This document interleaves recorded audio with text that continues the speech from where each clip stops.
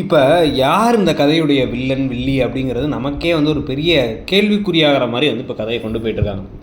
ரோகிணி பல பொய்கள் சொல்லி இந்த வீட்டை ஏமாத்தினாங்கிறதும் உண்மை. அதே சமயத்தில் பணத்தாசை பிடிச்சி தான் வந்து ரோகிணியை பற்றி எதையும் விசாரிக்காமல் பணம் வந்தால் போதுன்னு சொல்லிட்டு மனோஜும் விஜயாவும் இருந்தாங்கங்கிறது உண்மை.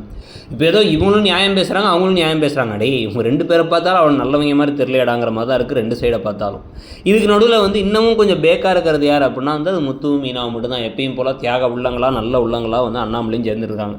இவங்களை வச்சு தான் வந்து எல்லோரும் ரோகிணியாக அவங்க புது பிளானை போடுறாங்க. இப்போ பலான்னு அரைஞ்சதுக்கு பிறகு இந்த வீட்டை விட்டு நீ வெளில போ அப்படின்னா என்ன வெளில போக சொல்கிற, அவள் பக்கம் நியாயத்தை கேட்போம் அப்படின்னு மீனா, முத்து, அதுக்கப்புறம் வந்து முத்து கூட சொல்லலை, மீனா அண்டு அண்ணாமலை சொல்ல நீங்கள் ரெண்டு பேரும் பேசாமல் இருங்க, அவள் கூட சேர்ந்து நீங்களும் வெளில போகணுமான்னு சொல்லிட்டு மீனாவை வேறு கேட்டு நீங்கள் பேசாமல் இருங்க, அவள்கிட்ட நான் எதையுமே கேட்க விரும்பல அப்படின்னு வெளில அனுப்ப சொன்னால் போக மாட்டேங்கிறாங்க ரோகிணி. நான் சொல்கிறத கேளுங்கன்னா இவங்க முடியை பிடிச்சி அவ்வளோ திமிரா அவனுக்கானு முடியை பிடிச்சி வெளில தள்ளி காலாலே எட்டி ஹேண்ட்பேக்கை உதச்சி கதவை சாத்தி விட்டுறாங்க. சாத்தி விட்டதுக்கப்புறமா தான் கோவமாக அப்படியே சோகமாக வந்து ரோஹிணி ஒரு முடிவோடு கிளம்பி வெளில போக இங்கே வீட்டில் வந்து பார்த்திங்கன்னா மனோஜ் அப்படியே தேமன்னு நிற்கிறார். மனோஜை போடா போய் கூப்பிட்றான்னா அம்மா சொல்லாமல் போக மாட்டேன்னு சொல்லிட்டு உள்ளார போயிடுறாரு. இவங்களும் வந்து போகாதரா அப்படின்ட்டாங்க.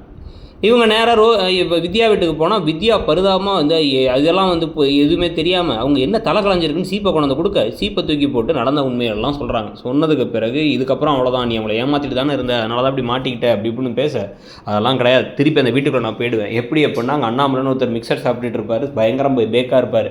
அவர் வந்து எப்படி என்னை திருப்பி சேர்த்துக்கிறது எப்படின்னு பார்ப்பார். சேர்த்து அந்த வீட்டுக்குள்ளே போனதுக்கப்புறமா கொஞ்ச நாளைக்கு என் மாமியார் என்னை குடும்பப்படுத்துவாங்க, மீனாவோட மோசமாக நடத்துவாங்க. அதுக்கு பிறகு நான் ஏதாவது செஞ்சு அந்த வீட்டில் எல்லாரும் மனசையும் இடம் பிடிச்சிருவேன், இல்லை வந்து மனோஜை என் பக்கம் கொண்டு வந்துடுவேன்னு பேசிக்கிட்டு இருக்காங்க. அது நடந்து முடிஞ்சதுக்கு பிறகு தான் வந்து பார்த்தீங்கன்னா இப்போ இந்த கூத்தெல்லாம் நடந்ததுக்கு பிறகு இப்போ இங்கே வந்து நைட்டெல்லாம் தூங்க முடியாமல் மனோஜ் கஷ்டப்பட அவங்க அப்பா சொன்னாலும் கூப்பிட போக மாட்டேங்கிறாரு. இப்போ முத்து மீனா வந்து நம்ம தான் எதுவும் தப்பு பண்ணிட்டோமான்னு லைட்டாக யோசிச்சு என்ன இருந்தாலும் வர வச்சுருந்துக்கலாங்கிற மாதிரிலாம் பேசுவாங்க போல். இப்படியே விட்டா இதெல்லாம் பற்றி நீங்கள் என்ன நினைக்கிறீங்க? இது கனவு இல்லைங்கிறதே ஒரு திருப்தியான விஷயமா இருந்துச்சு. உங்களுக்கு என்ன தோணுச்சுங்கிறது சொல்லுங்கள். தேங்க்யூ.